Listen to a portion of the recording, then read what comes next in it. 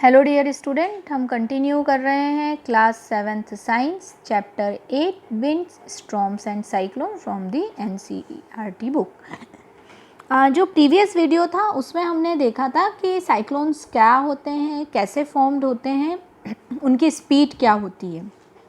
ठीक है, अगर आपने हमारा प्रीवियस वीडियो नहीं देखा है तो आप हमारे चैनल ब्रजेश बागड़ी पे आके हमारा वीडियो देख सकते हैं और इसके पहले के भी वीडियोस जो हैं वो आप देख सकते हैं। अगर आपको हमारे वीडियोस पसंद आ रहे हैं तो हमारे चैनल को लाइक, सब्सक्राइब एवं वीडियो को शेयर करें। साथ ही साथ बेल आइकॉन प्रेस करें ताकि आपको लेटेस्ट वीडियो की अपडेट जो है वो मिलती रहे। अब हम स्टार्ट करने जा रहे हैं इस वीडियो में destruction caused by the cyclone.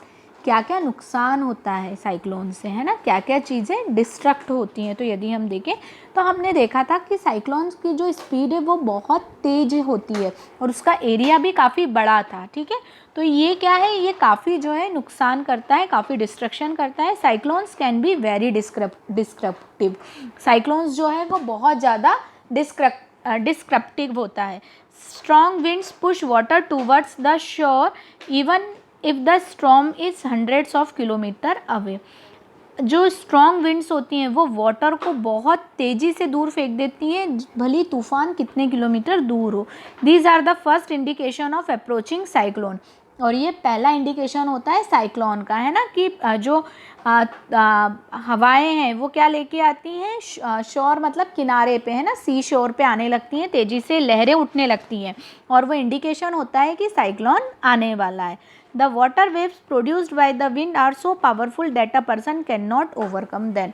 अब जो वाटर विंड हवाएं जो मतलब कि बनती हैं, ठीक है ना, वाटर वेव्स जो होती हैं वो बहुत पावरफुल होती हैं। मतलब जो पानी की लहरें उठती हैं वो बहुत पावरफुल होती हैं इन हवाओं के कारण और व्यक्ति उनको ओवरकम नहीं कर पाता है। The low pressure in the eye lifts the water surface in the center. The rising water may be high as 3 to 12 metre. और ये जो आई वाला एरिया था वो पानी को इतना मतलब लो प्रेशर सरफेस क्रिएट कर देता है और वो इतना ऊंचा उठा देता है, लगभग 3 से 12 मीटर ऊपर लहरें जो हैं वो उठती हैं। ये देखो, ये वाटर ऊपर जा रहा है, 3 से 12 मीटर ऊपर लहरें उठती हैं। It appears like a water wall moving towards the shore. ये ऐसा लगता है पानी की दीवार खड़ी हो गई है किनारे पे। As a result the sea water enters the low lying coastal area. और जब इतना पानी ऊंचा ऊंचा उठता है तो सी वाटर क्या है, कोस्टल एरिया मतलब आसपास के घरों में या जो एरिया है वहाँ जाने लगता है, घुसने लगता है। Causing severe loss of life and property. और पानी इतना तेज़ी से जब एंटर होता है तो उसके कारण जो है बहुत ज़्यादा प्रॉपर्टी का और लाइफ का नुकसान होता है। It also reduces the fertility of soil. इससे जो है सॉइल की फर्टिलिटी भी कम होती है ना, क्योंकि पानी क्या होता है, मिट्टी तेज़ी से बहा के ले जाता है, मिट्टी बहा दी तो फर्टिलिटी जो है वो सॉइल की कम हो जाएगी। कंटिन्यूस हैवी रेनफॉल में further Rojan the flood situation. अब कंटिन्यू हैवी रेनफॉल जो होता है उसके कारण कैसी सिचुएशन आ जाती है, फ्लड सिचुएशन मतलब बाढ़ वाली सिचुएशन जो है वो आ जाती है। High speed wind accompanying a cyclone can damage house, telephones and other communication system, trees etc, causing tremendous loss of life and property। अब जो हाई स्पीड हवा रहती है वो साइक्लोन के साथ जो आती है वो घरों को, टेलीफोन्स को और दूसरे कम्युनिकेशन सिस्टम को, पेड़ों को, सबको नुकसान पहुंचाती है और उससे भी लाइफ एंड प्रॉपर्टी का बहुत ज़्यादा नुकसान होता है। अब देखिए, साइक्लोन जो है अलग अलग टाइम पे अलग अलग नाम से जाने जाते हैं। It is called hurricane in the American continent, hurricane कहा जाता है, और फिलीपींस एंड जापान में इसे टाइफून कहा जाता है ना, अलग अलग नाम से साइक्लोन्स को जाना जाता है। ठीक है, अब हम आगे देखें। The diameter of a tornado can be as small as a metre and a large as a kilometre. ये जो टॉर्नेडो रहती है इनकी जो डायमीटर रहती है, छोटी से छोटी भी कितनी हो जाएगी, मतलब कि मीटर में हो सकती है और किलोमीटर में भी हो सकती है। ठीक है, the funnel of the tornado sucks dust. अब ये जो रहता है इनका जो है वो हवाओं को, धूल को, सबका लेता हुआ ऊपर उठ जाता है। ठीक है ना, तो इस तरह से ये जो है ये आगे बढ़ता जाता है हवाओं को और ये सब लेते हुए। अब ये टॉर्नेडोज़ के बारे में इधर देखिए। In our country they are not very frequent. हमारी कंट्री में बहुत ज़्यादा टॉर्नेडोज़ नहीं आते हैं। और tornado is a dark funnel shaped cloud रहता है जो स्काई से ग्राउंड तक पहुंच जाता है। एकदम डार्क फनल शेप समझते हैं ना आप, इस तरह का फनल होता है ना, इस शेप का रहता है, जो कितना होता है, स्काई से लेके अर्थ तक पहुंच जाता है। Most of the tornadoes are weak, कम होते हैं। A violent tornado can travel at speeds of about 300 kilometre, but एक शक्तिशाली टॉर्नेडो जो होगा वो कितने किलोमीटर की स्पीड से ट्रेवल कर सकता है, 300 किलोमीटर की। टॉर्नेडो में form within cyclones, tornado generally cyclone के अंदर ही फॉर्म हो जाते हैं। The whole coastline of India is vulnerable to cyclones, जितना भी कोस्टलाइन एरिया है वो वुलनरेबल है, मतलब आ सकते हैं उसमें, ठीक है। पर्टिकुलरली द ईस्ट कोस्ट, और जहाँ तक है ईस्ट कोस्ट वाला भी आया भी था, कोलकाता वगैरह में जो था वो आया था। The west coast of India is less vulnerable, मतलब वहाँ पर जो वेस्ट एरिया है वो कम खतरा है cyclonic storm both in terms in intensity and frequency of the cyclones, ठीक है। देन हम इफेक्टिव सेफ्टी मेजर्स देखें क्या क्या होने चाहिए। A cyclone forecast and warning service, cyclone के लिए पहले से सूचना दे देनी चाहिए, है ना, और वार्निंग सर्विस वगैरह मिलनी चाहिए कि साइक्लोन जो इतने आवर्स में आने वाले हैं, तो प्रॉपर्टी का भली लॉस हो जाए, क्योंकि लोग इतनी ज़्यादा प्रॉपर्टी, मतलब सामान तो लेके बहुत ज़्यादा नहीं जा सकते, पर कम से कम खुद चले जाएँ तो लाइफ का बहुत ज़्यादा लॉस ना हो। Rapid communication of the warning to the government agencies, the ports, fisherman, ships and to the general public, जितनी भी वार्निंग्स वगैरह हैं वो गवर्नमेंट पोर्ट पे, फिर फिशरमैन जो मछली पकड़ने वाले हैं वो लगभग समुद्र के बीच में ही रहते हैं, तो उनको बहुत ज़्यादा नुकसान होता है शिप पर, है ना, और लोगों तक ये भिजवाई जाए ताकि जो लोग हैं वो इससे सुरक्षित हो सकें।